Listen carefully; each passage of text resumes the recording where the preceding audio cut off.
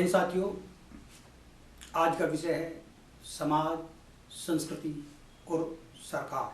साथियों, किसी समाज को सही दिशा और गलत दिशा, किसी संस्कृति का विकास और विनाश, ये सब सरकार पर निर्भर करता है। दुनिया के हर समाज में, हर देश में संस्कृति का ह्रास हो रहा है और बताया विकास जा रहा है।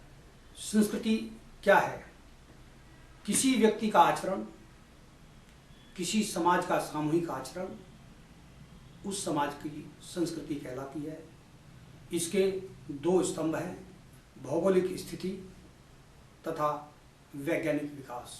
भारत की संस्कृति इतनी वैज्ञानिक है, हर कदम विज्ञान से ओतप्रोत है। हम संस्कृति के पतन का एक उदाहरण पूरी दुनिया को बताना चाहते हैं।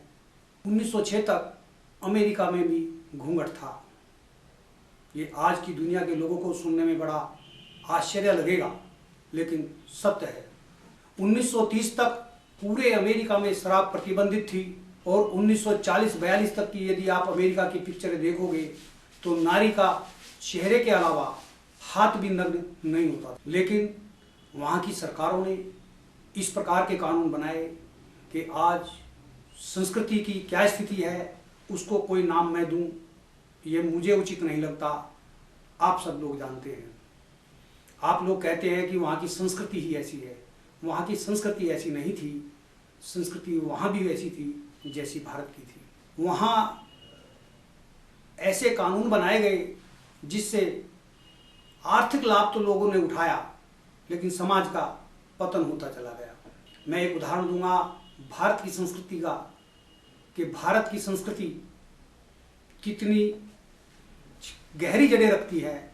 इसका उदाहरण आपको मुस्लिम देशों में देखने को मिलेगा।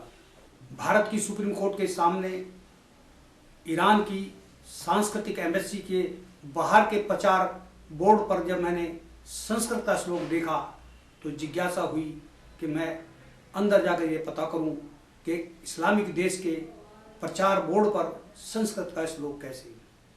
ये घटना 5 साल पुरानी है।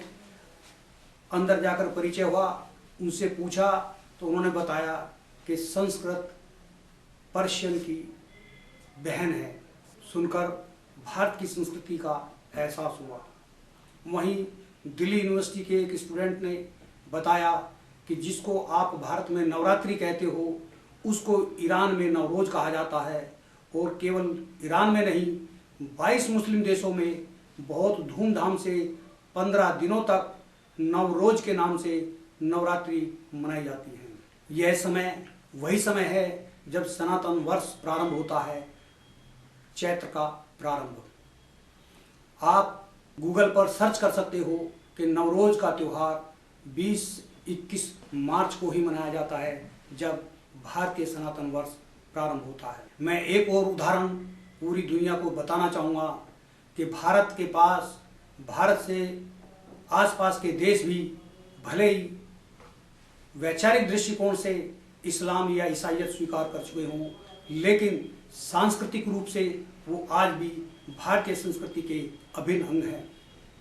मेरे देश के मुस्लिम्स अपनी बेटी की उसी तरह रक्षा करते हैं जिस तरह सनातन संस्कृति में करने की प्रथा है। मेरे देश के क्रिश्चियन, मुस्लिम उसी प्रकार अपनी बेटी की रक्षा हेतु दान और दहेज देते हैं जिस तरह सनातन संस्कृति में बेटी की मान सम्मान और रक्षा के लिए हम लोग दान और दहेज देते। शादी के बाद संतान उत्पत्ति के बाद बेटी के संतान की यहाँ शादी में बिल्कुल वही सनातन संस्कृति आपको इस्लाम और ईसाइयत में नजर आएगी, जो इस बात का प्रमाण देती है कि लोगों ने आंशिक रूप से दूसरी विचारधाराओं को स्वीकार किया है, लेकिन सांस्कृतिक रूप से आज भी वो भारत का अभिन्न अंग है। भारत के अंदर दहेज यदि 1% है तो भारत से 3 गुना ज़्यादा दहेज पाकिस्तान में है, जबकि इस्लाम में दहेज का कोई अस्तित्व नहीं है। मैं आपको दुनिया का इतिहास नहीं पढ़ाना चाहता, लेकिन ये जरूर बताना चाहता हूँ कि भारतीय सनातन संस्कृति इतनी वैज्ञानिक है, इतनी मानवतावादी है कि ये पूरी दुनिया को शांति, संपन्नता, खुशहाली और एक सामान्य जीवन देने के लिए पर्याप्त है। भारत की संस्कृति का वैज्ञानिक रूप इस धारावाहिक के माध्यम से हम पूरी दुनिया को बताएंगे। जीवन के लिए आहार सबसे बड़ी जरूरत है और आहार के रूप में भारत की हर रसोई एक आयुर्वेदशाला है, जहां कढ़ी को मेथी में, अरबी को अजवाइन में, सामान्य सब्जी को जीरे में छोंकने की व्यवस्था हमारे ऋषियों ने दी है कि हम सही भोजन करेंगे तो हम बीमार नहीं होंगे। यह धारावाहिक मुख्य रूप से भारतीय संस्कृति को उसके वैज्ञानिक आधार को बताने के लिए बनाया जा रहा है। आप सभी का स्वागत है। जय हिंद, जय भारत।